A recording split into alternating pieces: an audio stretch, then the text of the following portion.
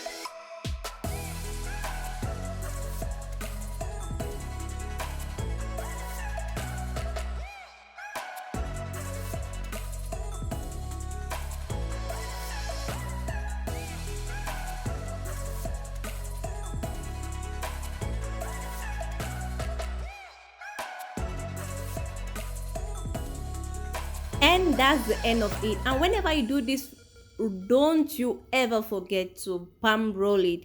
Palm rolling, it makes it look really smooth and it blends up all the loose ends. So always palm roll it.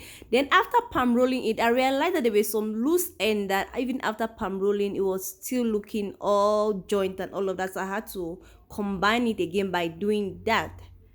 Yeah, so after you've done everything together, if you notice that there's still some holes, this is what you can do to make it look really smooth. And yeah, if you look at it, it doesn't look like it was combined, it looks like one lock. So yay. So try this and let me know how it goes.